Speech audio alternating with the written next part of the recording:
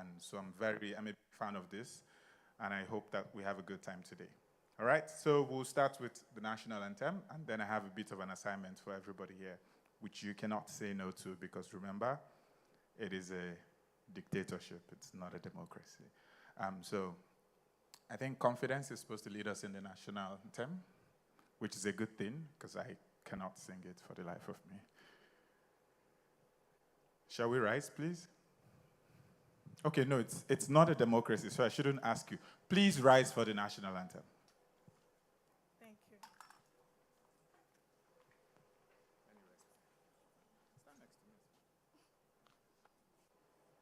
Okay. I know most of us do not know the lyrics, so media would project the lyrics so that, yeah.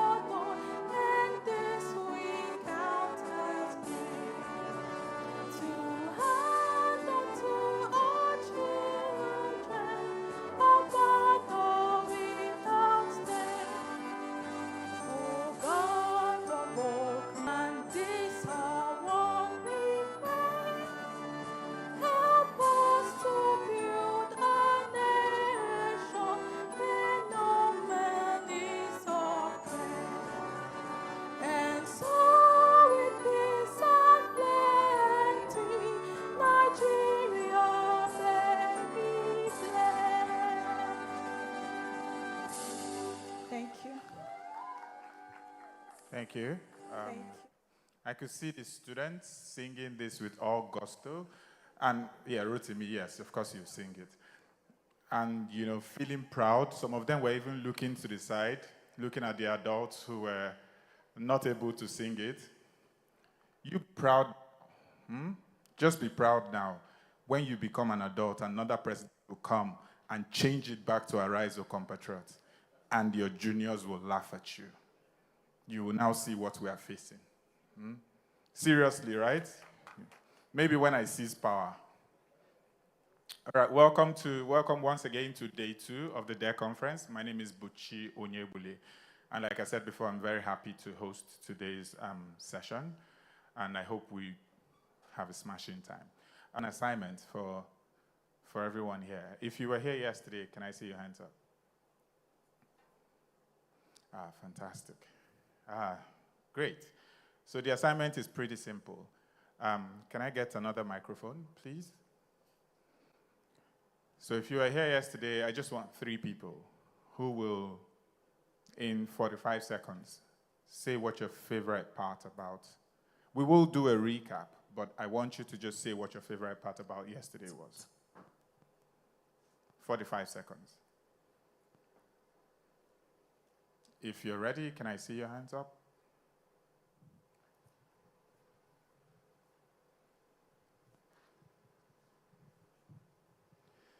Thank you. Yes, and hello. Who wants to go first? I can see. Oh, all right, please go. He's ready, yes. Okay, good morning all. My name is Abubakar Ibn Usman from Yobe State. I was opportune to be those who attended yesterday's event. And apart from the tea session, I was moved by the second session, which is a preliminary session which were discussed on the issue of owning the ships by the youth. So I was moved by the submission of one of the panelists with regard to the issue of citing examples of issue of age. We, the youth of nowadays, most time we used to cite examples of Gawan took power or so age, this took power at so age. So with that regard, one of the presenters extensively discussed or explained on how we deal with Awi. Are we referring to them only by the age or with their behaviors or with their capacities? Then secondly, on the issue of taking chance. Most of these our elders that either in politics or in organizations that we have been supporting, they are human beings like us and they are taking advantage of us. And the challenges that they pointed out is, we the youth, we are not supporting our colleague youth. Most of the time when you are coming up with an idea, they will be thinking of you are going to taking chance of them. And in life, you must take chance or one or two before you move further. And even you that you sacrifice in future, you still move further. So that part, I was really moved by that one. I really enjoyed that session. All right. Okay, thank you Thank so you, much. thank you. Before you start your own panel, but thank you very much. Thank you. All right, there was the other gentleman in the hat, yes. Okay, good morning to you all. Good morning. My name is Muhammad Ahmad Rufai, known as M.A. Rufai. So yesterday I have gained an impact about the first session where he was explaining about the danger of not voting, because most of the cases people are afraid of, like, what will happen during the voting. You might not came back healthy or alive. And the most important part is that even if you didn't go out to vote, there is a problem to you in the home. So the best part of it is that to remove that fear and go out and cast your vote, and to be able to do all the needful that you want to do in the vote, in the election, so that you can be the change, not only to be like saying it, but to be using it in action. So that's the best part I've learned from the yesterday session. All right, thank you very much. Thank you, Rufai. And one final person. Yes. Sir? Yeah, well, he asked no woman, well, no one raised their hand. Good morning, everyone. Good morning. My name is Agbo Christopher. What stood out for me yesterday was when one of the panelists made mention of the fact that moving into the developmental space is not easy. As young persons, you look for platforms and opportunities where you can actually get to contribute your own quota, and it's almost impossible to find one. Sharing that made me realize that, okay, I'm not the only one suffering this. We currently are not the only ones suffering this. Others have suffered this before us. And there is hope, because I believe those who are up here now are trying everything possible to create avenues and platforms for others to grow as well. Yep. All right, thank you very much. Maybe not all of the people, but certainly those who run this organization and this conference. Right, so I said 2 sets of assignment. The first one was a recap of yesterday. So maybe we might not need that recap video after all. But secondly, people here have seen the program. If you've looked at whether you're a panelist or participant, have you looked at the program? How many people here? I'm not counting Rotimi, you wrote the program, you and your team. Any other person? Really? So how do you come for a conference and just, you don't know what to expect or look forward to? Because I do want some people to tell me which panel sessions, tea sessions, which pop-up sessions they're looking forward to the most. Only one person indicated that they read the program, so I guess you get to speak. Yes, can we give the gentleman seated next to Rotimi the mic, so he'll tell us what exactly he's looking forward to today. All right, good morning, everyone. I'm looking forward to the session with Mrs. Nika Asiet that I'll be anchoring. So that's it for me. And then for Kingsley Bangor will be coming in later today as well to talk about inclusion in education from their Knox 500 Naira a day school. So those are two sessions that I think are also worth paying attention to. Thank you. All right, thank you very much. 500 Naira a day school. That's hugely interesting. Any innovation, okay, they've told me about the lights. Any innovation in education is huge for me. All right, so I think without further ado, I said it's not a democracy, but let's just try once. I give you one concession to vote. Considering that we've done the physical recap already, do you still need a recap video? Would you like us to play the recap video? It's a democracy right now, just for a few seconds. So speak up with your voices or with your hands. What do you want? Recap video or not? Recap video. All right, so that's your one concession for the day. No more. We'll play the recap. Fantastic.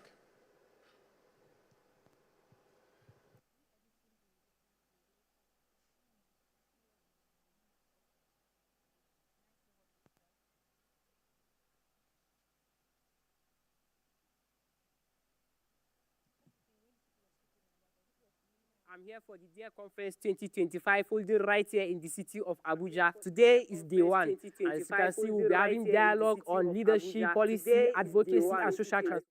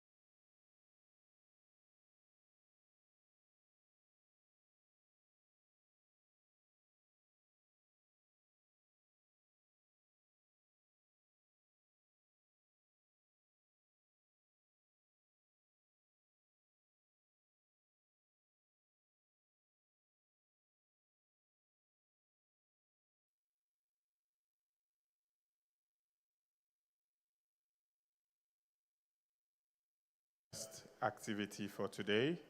Mr. Shola Fagorusi, you've been talking about how you're looking forward to the panel you're moderating, so it's time for you to join Madam Adenike Eshiet to cultivating sexual agency, boundaries, and managing difficult conversations. Please, a round of applause as they walk up to the stage. Was it because I said please?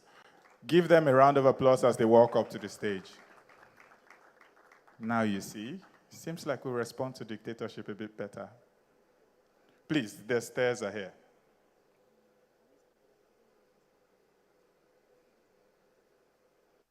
A bit of housekeeping as they walk up to their seats. There are social media hashtags and handles. Use hashtag DARE 2025, hashtag own the shift, hashtag dare to shift. The handles to tag are Youth Hub Africa on X and IG, at Dare Africa on X. A couple other things, there is a silent podcast studio There's also a virtual reality stand. And finally, there is a hackathon booth for NYFF. Do you know what NYFF is? Do you? Do you? Some people are saying no. Just look there. It says Nigerian Youth Futures Fund. All right? So I'll hand it over to you, Mr. Shola. Okay, thank you very much, Mr. Moderator. Good morning again, everyone. Good morning again, everyone. Okay, awesome. And good morning, Ma. Good to see you here again. So today we're going to be talking about the power of the no, cultivating sexual agency, setting boundaries, and mastering difficult conversations. And I hope that this does not become one of those difficult conversations. But I'm sure that you can crack this. So I've known her, backroom information, I've known her for 24 years now. I met her in 2001. Yesterday we were talking about, volunteering. That was not the slang then. We used to be called youth staff.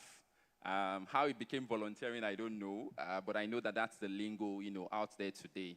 I met her in, 2001 as a youth staff then at Action Health Incorporated in Lagos.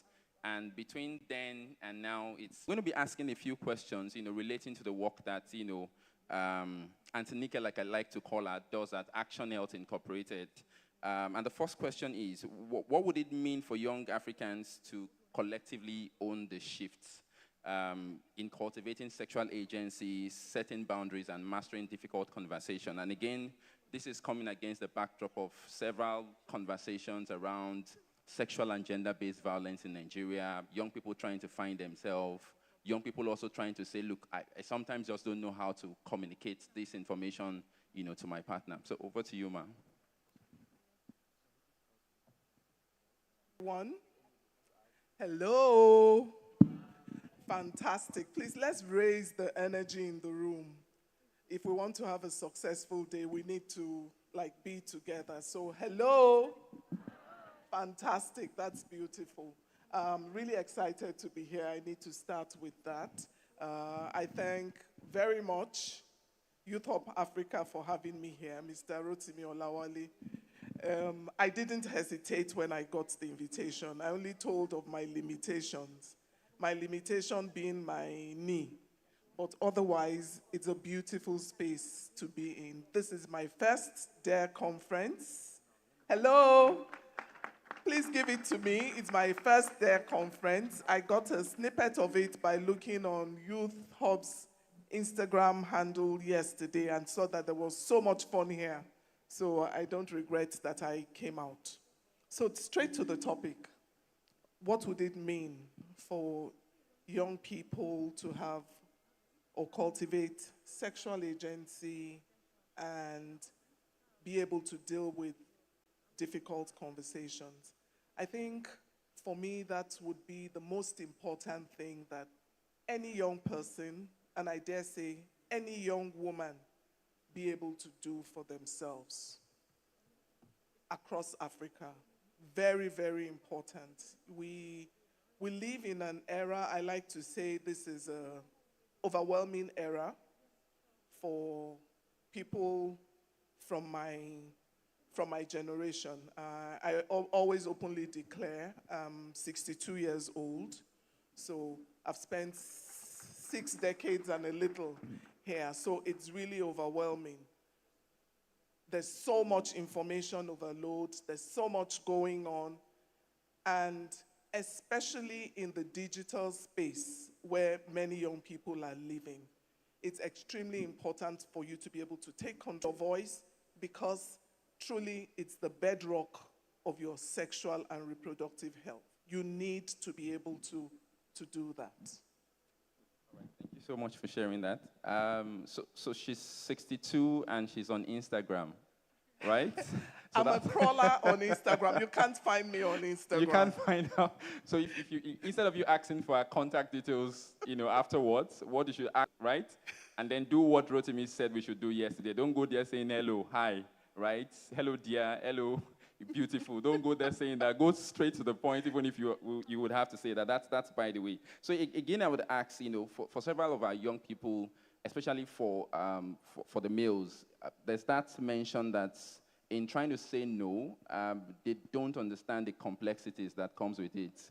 That when a girl says no, for instance, how do you know that what she's saying really is no, right? And to put it, in the formal context, how can we make no a radical, act of, reclaiming power, such that really you are actually in control of, the conversation, especially in a country like ours and a culture like ours, where they say silence really means, consent.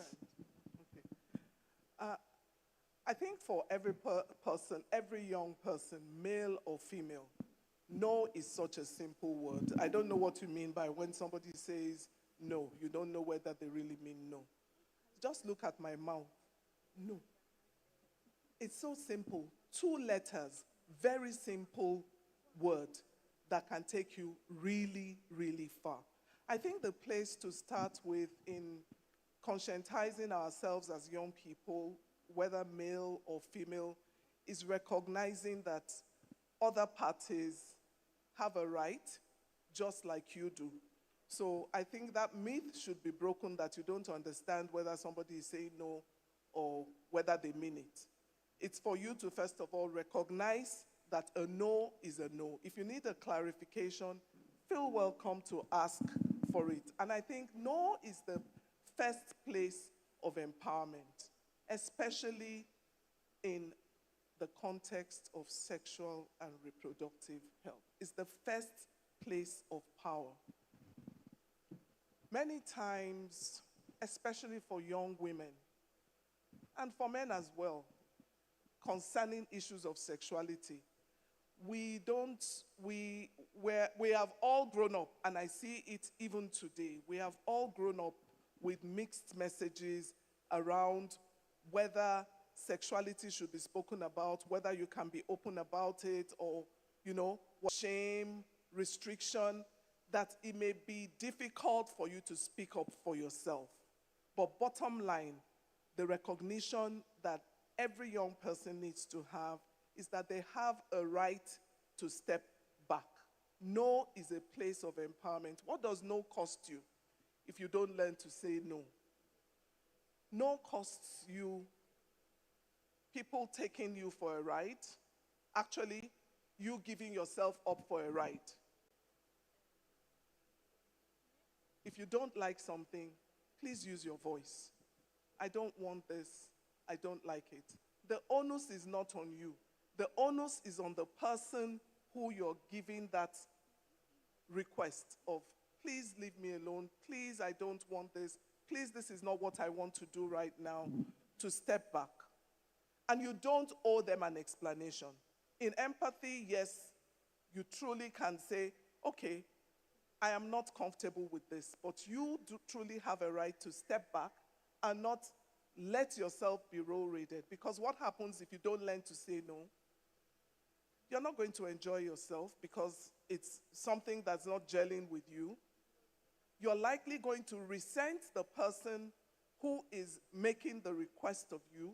And bottom line, the relationship is not going to go well at the end of the day. So how do you learn to say no, own your no, and set boundaries? All right, thank you very much. Please, a round of applause, for her. A round of applause for her, please. Thank you very much, Ma. So why this is going on, it's a tea conversation.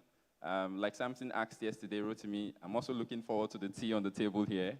I can see teas on the table in the room. Maybe my lens needs to be cleaned. So I would ask that, you talked about, you hinted at the digital space. How is this also shaping conversations around sex, around consent, around boundaries, and what are the new opportunities or risk as well that comes with this visibility? Again, we see how kids, are becoming a part of our daily lives. They say that the average person spends about 6-7 hours, on their phones, which means that we're consuming so much, and that's beginning to reshape, how we see some of these issues. So how is the digital technology space and all of this also affecting the conversations about the power of the no? Let me say, first of all, how the digital space is shaping sexuality. How the digital space is shaping sexuality.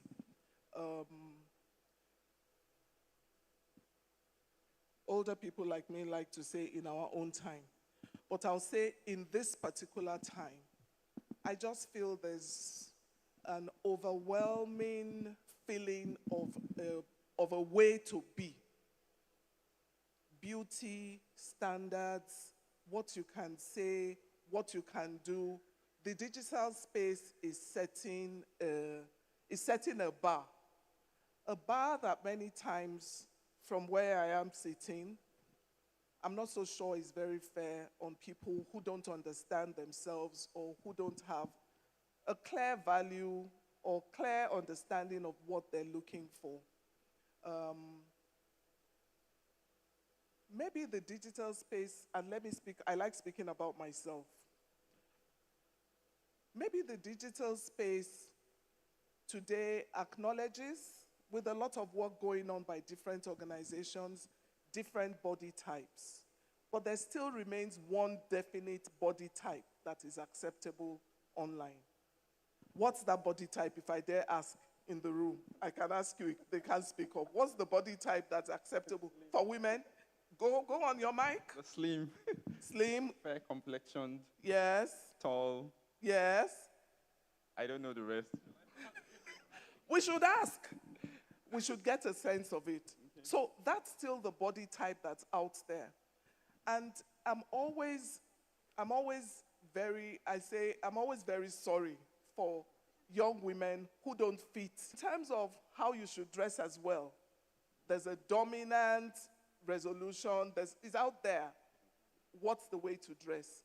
Maybe my head tie is comfortable these days. I saw someone on Instagram saying, you don't always have to wear the boo-boo. There are things to wear. You know, many people are wearing the boo-boo. People who are wearing boo-boo this morning, please, can you stand up? Women in boo-boo, can you please stand up so we recognize each other? Applause for those beautiful women who are in boo-boo. So someone was saying boo-boo is the dominant. I'm in love with it because now I don't have to worry about all the shapes that don't fit the dominant, you know. So there's a lot of pressure out there in the digital space of how we should be, how relationships should also be.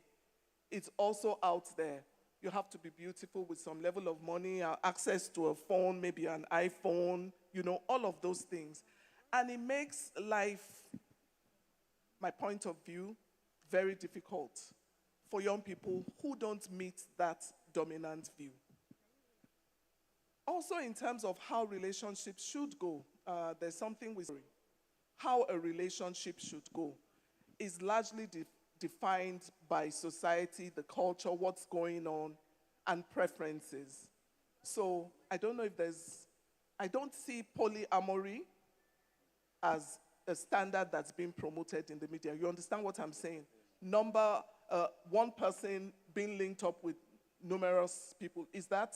Because I have to be checking I'm not in that. It's becoming a thing. It's becoming a thing again. Compared to what, it was before, where the standard was just one-to-one. One-to-one. So how would a girl who comes forward to acknowledge that she has two people she's dating at this point in time be treated on social media? I'm no longer dating, so maybe I'm not the right person to answer that. Okay, but what have you seen in terms of response to people who come forward and say that they have two love interests and female? I think we've seen